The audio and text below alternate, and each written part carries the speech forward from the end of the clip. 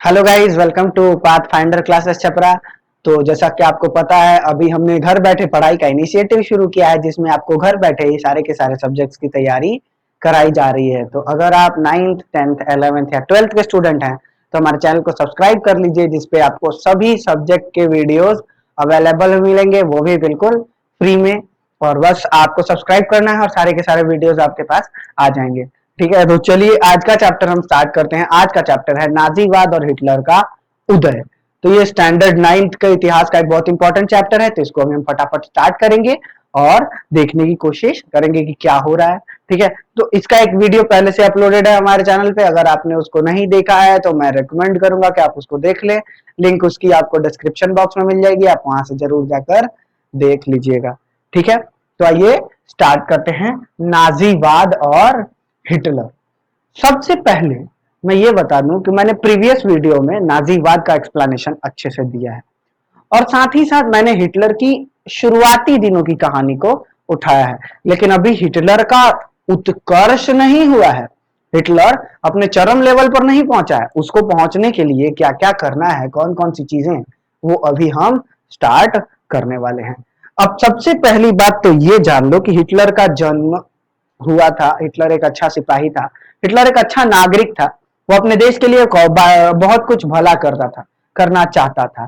तो उसने किया भी, अपने देश के लिए काफी कुछ भला किया, अच्छी बात मानी जाती है ये। लेकिन जहां तक बात करें इन टर्म्स की, वहीं पर हमें कुछ और चीजें भी पता चलती है। जैसे सबसे पहले हमें ये पता चलता है कि जितने भी सरकमस्टांसेस ऐसे हुए थे जो एक देशभक्त को इतना दिमाग घुमा दिए थे कि वो देश के लिए कुछ भी करने को तैयार हो गया था। तो कुछ तो ऐसा हुआ होगा, कुछ तो ऐसे सरकमस्टांस हुए होंगे। हाँ, कुछ तो ऐसी चीजें हुई होंगी जिसने हिटलर जैसे देशभक्त को चेंज कर दिया। तो वो चेंजेस थे जर्मनी की हार और उसके बाद के अंशों के बारे में दिया था। तो बेसिकली हम आपको ये बताना चाहते हैं कि समझो क्या बोल रहे हैं कि हिटलर जब जर्मनी की हार देखा था और जर्मनी की हार के बाद जो जर्मनी का अपमान हुआ था, उसके बाद हिटलर का अपनी शख्सियत में उदय हुआ था। हिटलर शुरुआत में एक साधारण सिपाही था, तो साधारण ही रहा। अब हम बात करेंगे कि क्या हुआ था प्रथम विश्व युद्ध के बाद, जिसके वजह से ऐसा हुआ था, जो आपको पता होना चाहिए क्योंकि मैंने इसको पहले से ही पढ़ा दिया है चैप्टर 1 में। अगर आपने नहीं देखा है तो भाई गड़बड़ क्या कर रहे हो। चलिए आइए स्टार्ट करते हैं।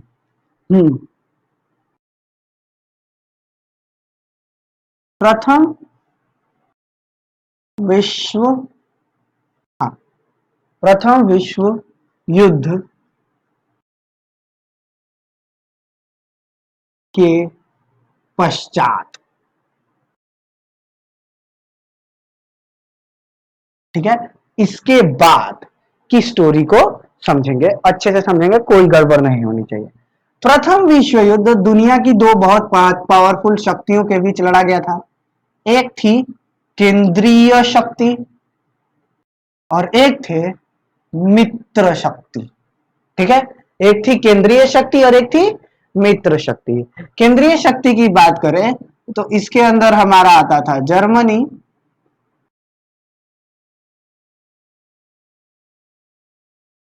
ऑस्ट्रिया, हंगरी, तुर्की, ये आता था। मित्र राष्ट्रों की बात करें तो आता था इसमें इंग्लैंड,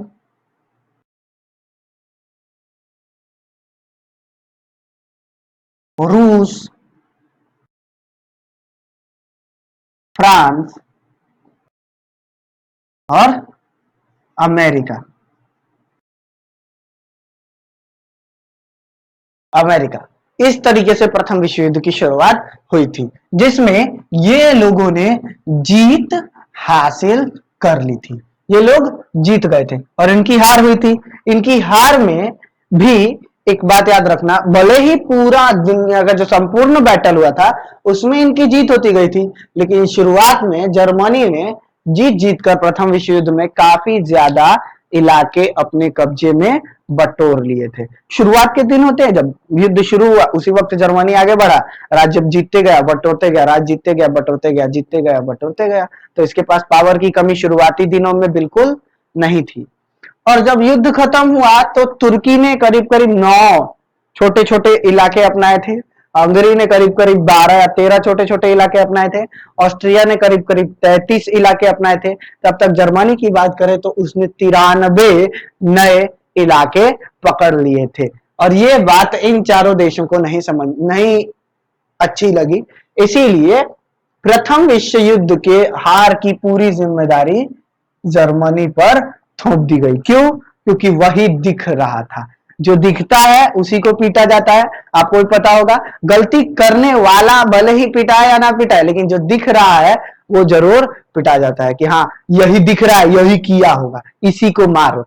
तो यही रीजन था जिसकी वजह से बेचारे हिटलर का देश जो था वो फंसता चला गया था, युद्ध में उलझता चला गया था। तो उसके सरकमस्टांसेस ऐसे हो गए थे, परिस्थितियां ऐसी हो गई थी कि उसको ऐसा करना पड़ा था, उसको ऐसा देखना पड़ा था। ठीक है, तो हुआ क्या था प्रथम विश्व युद्ध के पश्चात, ये प्रथम विश्व युद्ध का बैकग्राउंड है। ठीक है, और प्रथम विश्व युद्ध के पश्चात जो लिखा है इसको समझते हैं।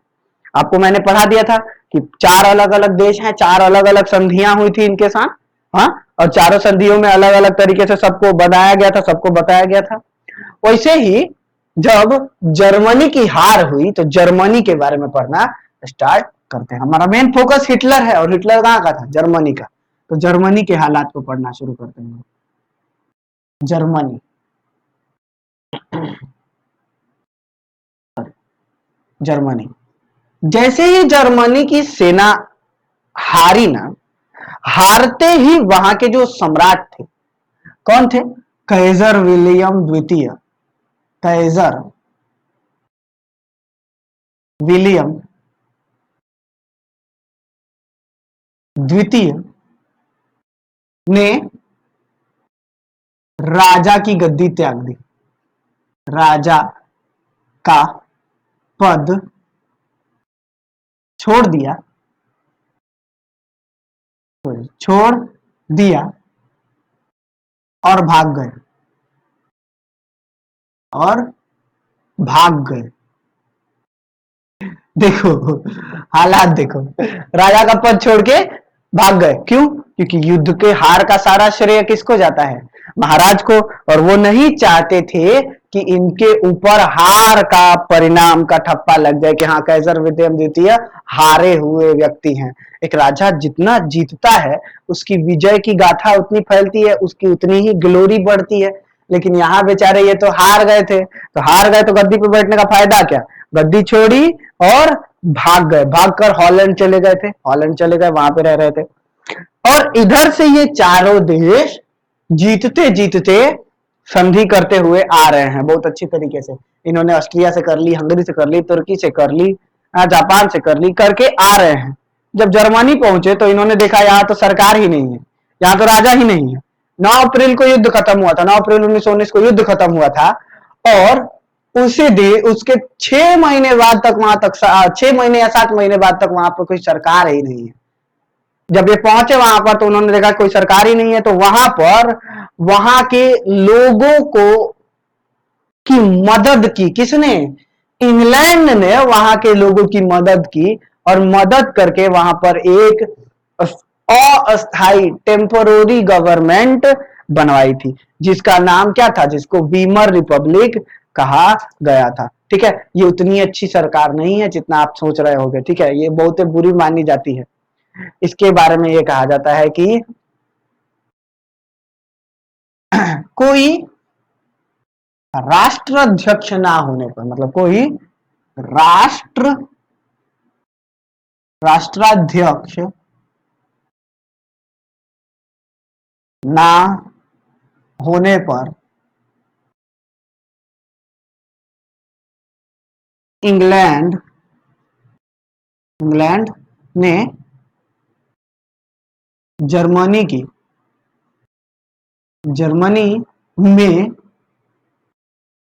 में मदद की थी। जर्मनी में शासन के लिए या सरकार के लिए, सॉरी, सरकार बनाने में बनाने में मदद की मदद की और वीमर रिपब्लिक वेमर गणतंत्र वेमर गणतंत्र इसको इंग्लिश में कहते हैं, देखो वेमर वेमर रिपब्लिक वेमर गणतंत्र या वेमर रिपब्लिक नामक सरकार बनाई। सरकार नवंबर 1947 में बनाई। नवंबर 1919 में बनाई। ठीक है, या स्थापित की कुछ लोग बोलेंगे तो कोई बात नहीं। बात ये थी ना कि देश का कोई अध्यक्ष नहीं था, देश का कोई लीडर रहेगा तब तो उससे संधि करोगे। अब हम संधि करने आए और आपके यहाँ कोई है ही नहीं है संधि करने के लिए, झगड़ा हो गया, हमारे यहाँ से गए और आपके यहाँ सब लड़ ही रहे हैं, कोई बोलने वाला ही नहीं है। तो उस वक्त क्या होगा, उस वक्त किस तरीके से संधि होगी। तो इसीलिए इंग्लैंड ने जर्मनी की मदद की, सरकार बनाओ तब संधि करेंगे, पहले हम तुम्हारी सरकार बनवा देते हैं फिर उस सरकार से संधि करेंगे, ताकि लीगल हो जाएगा ना। ऐसे लोगों से संधि करोगे तो वो इलीगल माना जाएगा। राजा टू राजा संधि होती है तब तो वो लीगल होती है। तो इसीलिए राष्ट्र अध्यक्ष बनाया गया, वीमर गणतंत्र बनाया गया। वीमर गणतंत्र के साथ तब इंग्लैंड ने वर्सॉय की संधि की थी। अब पढ़ेंगे तो अब मिलता है कि वेमर गणतंत्र ने, वेमर सरकार ही हम बोलेंगे, वीमर सरकार ने मित्र राष्ट्रों के साथ जो जीते हुए थे, मित्र राष्ट्रों से संधि की जिसे वर्साय की संधि कहते हैं। क्या? वर्साय की संधि कहते हैं। पहले जो संधियां होती थी ना, उन संधियों का नाम जगह के नाम पर होता था, और वर्साय कहाँ है? एक फ्रांस की एक जगह है, तो वहीं पर इसको देखा गया था। उन वर्साय की संधि की थी। वर्साय की संधि में हुआ क्या क्या था, तो अगर हम बात करना शुरू करें वर्साय की संधि में जर्मनी के क्या क्या नुकसान हुए थे, तो पेज भर जाएगा, लेकिन नुकसानों की चर्चा नहीं हो पाएगी। प्रथम विश्व युद्ध में जब ये लोग बहुत ज्यादा हार गए थे, इंग्लैंड और फ्रांस, तो उन लोगों ने ना वर्साय में जर्मनी के पर कतरने चाहे, जर्मनी को लिमिटेड करना चाहा, और संधि में उन लोगों ने लिमिटेड करने की कोशिश की जर्मनी को। क्या क्या लिमिटेशन दिए? सबसे पहला लिमिटेशन, सारे जीते गए प्रदेश वापस करो, यानी सभी विजित प्रदेश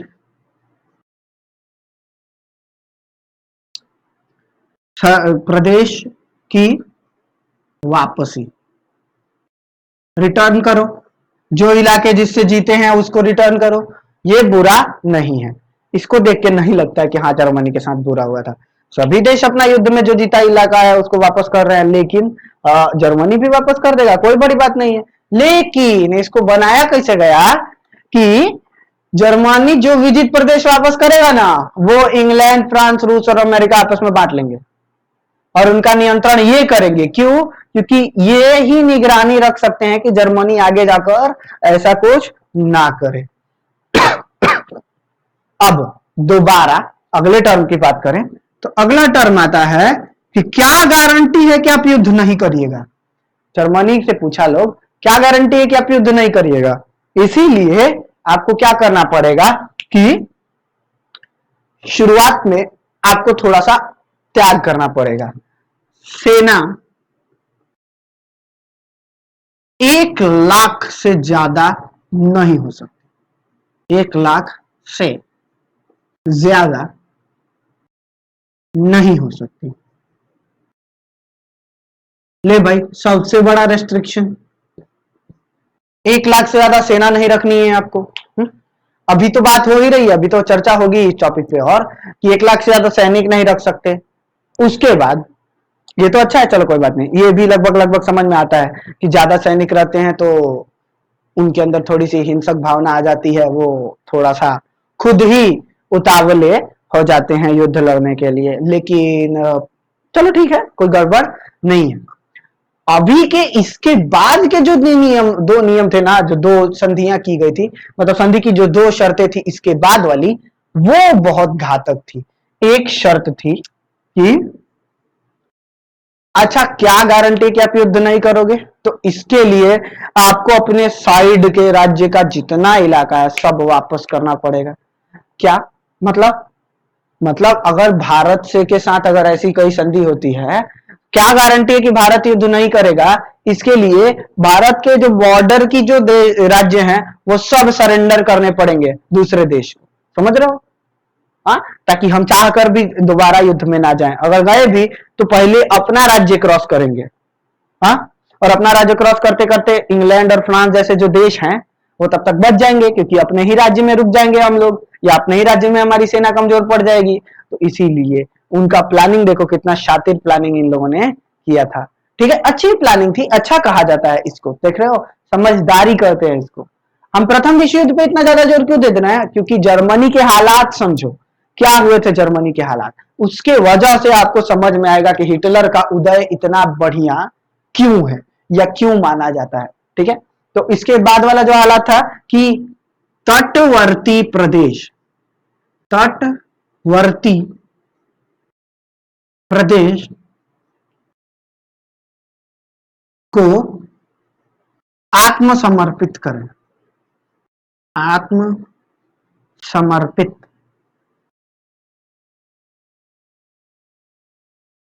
करना।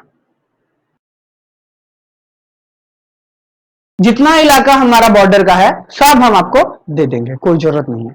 और सबसे खतरनाक वाला जो संधि का टर्म था, जिसको देख के लगता है कि यह नहीं करना चाहिए था, यही कर दिए तो गड़बड़ हो गया, वो ये था कि हम इसको यहां पे लिख देते हैं, 6 बिलियन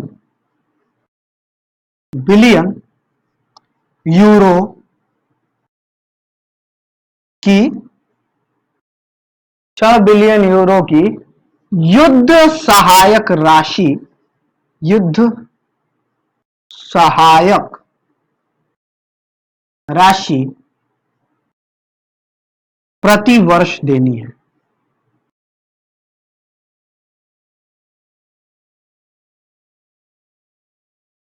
6 बिलियन की बात हो रही है यहां, बिलियन, 1 मिलियन में 10 लाख और 10 मिलियन में 1 करोड़, 100 मिलियन में 10 करोड़ और 1 बिलियन में 100 करोड़, 6 बिलियन की बात हो रही है, यानी 600 करोड़ यूरो को युद्ध सहायक राशि के तौर पर देना है। यानी हमने या जर्मनी के वजह से जो पूरी दुनिया पर युद्ध का गड़बड़ी हुआ है, उसका रिपेयर करने का खर्चा भी जर्मनी को ही देना है। कि आपके वजह से युद्ध में गड़बड़ हुई है, आप लोगों ने युद्ध को तो बनाया है, युद्ध के वजह से ऐसा हुआ है, इसीलिए रिपेयर कौन कराएगा? आप लोग कराओगे। और 6 बिलियन यूरो की सहायक राशि देनी पड़ी थी। ठीक है, ये मिट गया, अच्छे से लिख देते हैं हम, 6 बिलियन यूरो की सहायक राशि, और वो भी एक बार नहीं। यहां देखो क्या लिखा हुआ है, प्रतिवर्ष हर साल 600 करोड़ यूरो दो हमें। और वो भी कब? जब आपके पास सारे विजित प्रदेश आपके चले गए हैं, 1 लाख से सेना ज्यादा नहीं है, और तटवर्ती प्रदेश जो देश की जान होते हैं, जिसमें हम अपनी आर्मी खड़ी करके अपने देश की सुरक्षा करते हैं, वो भी नहीं है। और इंग्लैंड और फ्रांस ने जब तटवर्ती प्रदेशों की मांग की ना, तो इतना बढ़िया दिमाग लगा के तटवर्ती प्रदेश लिए ना, वो वैसे वैसे इलाके ले लिए जो ज्यादा डेवलप्ड थे। एक ऐसा इलाका ले लिया इन लोगों ने, उत्तर का एक ऐसा इलाका ले लिया जर्मनी का, जिसके अंदर सिर्फ और सिर्फ लोहा और कोयला प्रोड्यूस होता था। अब देखो, देश का सबसे बड़ा आय का स्रोत लोहा और कोयला का प्रोडक्शन इन लोगों ने मार लिया। अब ये लोग लेकर चले गए, और इसके वजह से क्या सरकमस्टांस होंगे वो समझ रहे हो? इन लोगों की गड़बड़ी की वजह से पूरे दुनिया को जो झेलना पड़ा वो क्या था, ठीक है। अब इतनी ज्यादा बुराई, मतलब इतनी ज्यादा चीजों को इन लोगों ने, और विमर सरकार ने इसको मान भी लिया, ये सभी शर्तें विमर सरकार ने मान ली। क्यों? क्योंकि भाई हमारी इंग्लैंड ने मदद की है, हम तो मानेंगे, तो मानो, क्या फर्क पड़ता है। और यही रीजन था कि विमर सरकार जब अपने देश पहुंची और ये घटनाएं पहुंची, तो उस समय अपने देश के हालात में क्या हो गया, गड़बड़ हो गई। उस वक्त ना जितने भी लोग थे, गणतंत्र का जो वर्साय की सरकार थी, इसका जो भी समर्थन करता था, या वर्साय की जो सरकार थी, उसके नेताओं को नवंबर क्रिमिनल या नवंबर के अपराधी कहा जाने लगा। क्यों? क्योंकि नवंबर 1919 में बनी थी और नवंबर 1919 में संधि भी हुई थी, तो इसी वजह से इनको नवंबर के अपराधी या नवंबर क्रिमिनल कहा गया। नवंबर क्रिमिनल कौन थे? तो विमर सरकार को नवंबर क्रिमिनल कहा जाता था। समझे? समझ में आया? नवंबर क्रिमिनल कौन थे? तो विमर सरकार के वो लोग नवंबर क्रिमिनल कहे जाते थे, ठीक है। बहुत ही अच्छे तरीके से समझ में आया होगा। अब देखो, अब इसके वजह से पूरी दुनिया पर क्या असर पड़ा। सबसे पहले देखो शुरुआत के समय में अपनी सरकार चलनी शुरू हो गई। उस वक्त हिटलर कहां था? उस वक्त, अभी तक तो हम इधर पढ़ा दिए, हिटलर के बारे में तो कुछ बताया ही नहीं। तो हिटलर कहां था? युद्ध में घायल होने के बाद, प्रथम विश्व युद्ध में घायल होने के बाद हिटलर उस वक्त यूरोप में एक हॉस्पिटल में था, और हॉस्पिटल में जब वो ठीक हो रहा था, तब उसको संधि के बारे में पता चला, संधि की शर्तों के बारे में पता चला, तो उसको बहुत गुस्सा आ गया, और बहुत ही लंबे समय तक उसने अपने गुस्से को दबाकर रखा था कि क्या करें क्या ना करें करके, ऐसे गुस्से को दबा के रखा था काफी लंबे समय तक। अस्पताल से जब ठीक होकर बाहर निकला, तो उसने जर्मनी की दूसरी पार्टी, एक तो ये थी वीमर रिपब्लिक जिसको कोई वैल्यू नहीं देता था, एक दूसरी पार्टी थी जिसको जर्मन वर्कर्स पार्टी कहते थे। वर्कर्स पार्टी से ही आया है हिटलर, ठीक है, याद रखिएगा, ठीक है। जर्मन वर्कर्स पार्टी में हिटलर ज्वाइन कर गया और उसका सदस्य बना रहा, ठीक है। हिटलर के बारे में दो तीन बहुत मस्त मस्त कहानियां आती हैं, जिनको हम अभी पढ़ेंगे और देखने की कोशिश करेंगे, लेकिन उधर जाने से पहले उसका सदस्य बना रहा और बनकर कुछ समय उसमें रहा। ये हिटलर की कहानी है, जब ये सब हुआ और इसके बाद के कुछ हालात हुए, जब तक हिटलर ये सब कर रहा था, ठीक है। उस वक्त हिटलर अभी उदय हो रहा था, मतलब उग रहा था, क्या बोलते हैं, कली निकल रहा था हिटलर का नहीं, मतलब समझ जाओ क्या कहना चाह रहे हैं, ठीक है। अब सरकमस्टांसेस पे आते हैं, तो हुआ क्या। इतने इवेंटों के बाद जर्मनी अपने आप को कैसे भी करके लोगों ने कोशिश की। अब कितने समय तक कोई सरकार की बुराई कर सकता है? 2 साल सरकार की बुराई हुई, उसके बाद इन लोगों ने कोशिश की क्या करने की, अपनी अर्थव्यवस्था ठीक करने की, अपने आप को मजबूत बनाने की। तो वर्कर वगैरह काम पर जाने लगे, सरकार टैक्स वगैरह ठीक ठाक वसूलने लगी, और वसूल कर ये दे रही है, कर्जा दे रही है, दूसरे का जो कर्जा उठाया हुआ है वो दे रही है। तो अपने देश का विकास नहीं हो पा रहा है, जितना पैसा आ रहा है कर्जा ही दिया रहा है, ठीक है। मतलब जो भी है हमारा वो वापस किया जा रहा है। इनकी मदद किसने की? जब इन लोगों से ये सब नहीं दिया, एक साल 6 बिलियन यूरो का तक के जुगाड़ नहीं हो पाया, तो उस साल इनकी मदद करने अमेरिका आया। कौन आया? America, great America. इन लोगों को लगा वाह चलो अच्छी बात है, मदद कर रहा है, क्या ही चाहिए होगा इसको, क्या ही होगा, मतलब दे देते हैं, मदद ले लेते हैं, क्या प्रॉब्लम है। इन लोगों ने मदद ले ली। 1920, 1921, 1922, 1923 बहुत अच्छे से गए। अमेरिका से कर्जा लिया जाता था और टाइम पर पेमेंट कर दिया जाता था। ये लोग अपनी सरकार चलाने के लिए देश से पैसा जुगाड़ करते थे, कुछ पैसा हो गया, कुछ पैसा अमेरिका से मिल गया, और टाइम पर ये $6 बिलियन का कर्जा इन्हीं को वापस किया जा रहा है। और अब फिर से जो अमेरिका से कर्जा लिए हुए थे वो वापस करेंगे, ठीक है, समझ रहे हो। ये दंड या फाइन भरते थे, फाइन भरने के लिए अमेरिका इनको कर्जा देता था, तो ये फाइन भरते थे इन चारों देशों के पास, वो फाइन जाता था और फिर अमेरिका को वापस करना होता था उसका जो पैसा मिला, यानी डबल खर्चा बढ़ रहा था, हर साल पैसे बढ़ते जा रहे थे। तो अमेरिका ने कुछ बोला नहीं, ले रहे हो लेते रहो लेते रहो, एक समय आएगा जिसके बाद हम आपसे कुछ इन्वेस्टमेंट मांगेंगे, ठीक है, तो आपको इन्वेस्टमेंट देना होगा। तो इन लोगों ने भी कहा, जर्मनी ने भी कहा, अभी अचानक तत्काल तो कोई मांग नहीं है ना, अच्छी बात है, इसको देखते हैं क्या है, कब तक है, कैसे है, जो भी है देखा जाएगा, तब तक देश तो चल रहा है ना, राष्ट्र चलते रहना चाहिए, राष्ट्र पर असर नहीं आना चाहिए। तो शुरुआत के दिनों में ऐसे हालात चल रहे थे, ठीक है। 6 बिलियन यूरो की जो पूंजी है ये बहुत ही ज्यादा क्या रखती है, मायने रखती है। अब जर्मनी के लोग जैसे तैसे करके अपने आप को क्या कर रहे हैं, गुजारा कर रहे हैं, और इनकी मदद कौन कर रहा है, इनकी मदद कौन कर रहा है, अमेरिका कर रहा है। कैसे, लोन देके, क्या बोलते हैं, फाइन भरने के लिए लोन दे रहा है कि फाइन भरना है ना आपको, कोई बात नहीं, पैसा हमसे ले लो, ठीक है, हम आपको दे देंगे, ठीक है, और उसके बदले में क्या, तो जब देखा जाएगा, जब चाहिए होगा हम बताएंगे। लेकिन हालात क्या हो गए, गड़बड़ा गए, जितना अच्छा सोचा गया था उतने अच्छे सरकमस्टांसेस नहीं निकल पाए। 1929 आते आते, 1929 आते आते पूरी दुनिया के हालात गड़बड़ हो गए। क्या गड़बड़ी हो गई, अमेरिका में एक अफवाह उड़ा दी गई, अमेरिका में एक अफवाह उड़ा दी गई कि पूरी दुनिया में मंदी आने वाली है। क्या होने वाला है, पैसा कम होने वाला है, पैसे का वैल्यू कम होने वाला है, हर चीज का दाम गिर जाएगा। तो जितने भी व्यापारी थे उन लोगों ने अपना पैसा क्या कर लिया, मार्केट से वापस बुलाना शुरू कर दिया। अब पैसा का वैल्यू गिरेगा तो हम मार्केट में पैसा रख के क्या करेंगे, हैं?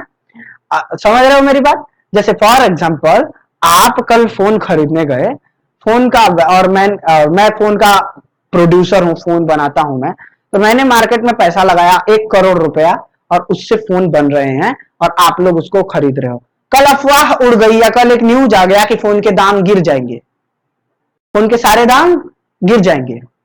तो मैंने तो 1 करोड़ रुपए लगवा के फोन बनवाए थे, मैंने सोचा था 1 करोड़ 10 लाख रुपए मुझे फायदा होगा, 10 लाख का फायदा होगा तो उससे आगे बढ़ाऊंगा कंपनी। लेकिन कल न्यूज आई कि 1 करोड़ के फोन 70 लाख में बिकेंगे, यानी उल्टा कम हो रहा है, आर्थिक मंदी हो रही है। तो हमारे जैसे व्यापारी क्या करेंगे, कंपनी बेच के पैसा वापस ले लेंगे, कौन रखेगा मार्केट में पैसा। जितने बड़े पूंजीपति थे यही किए, जैसे ही उनको पता चला कि आर्थिक मंदी आने वाली है, इसके अफवाह आई, उन लोगों ने पैसा मार्केट से रिट्रेस करना शुरू कर दिया। और इसी वजह से 2 घटनाएं ट्रिगर हो गई, सारी पूंजी मार्केट से वापस आने लगी, अमेरिका के पूंजी के खाते में कुछ बचा ही नहीं, उन लोगों का लीगल जो अकाउंट सिस्टम था वो गड़बड़ा गया, वो लोग देख रहे हैं हमारे अकाउंट सिस्टम में पैसा है ही नहीं, कैसे काम चलेगा, वो लोग अपने सिस्टम को लेकर गड़बड़ाए हुए हैं। 1929 में उन लोगों ने जितने देशों को कर्जा दिया था ना, सबसे पैसा वापस मांगना शुरू कर दिया, और उन्होंने जैसे ही पैसा वापस मांगा, जिन जिन देशों को लोन मिला था वो सभी अपने आप को काम चला रहे थे कैसे कैसे करके।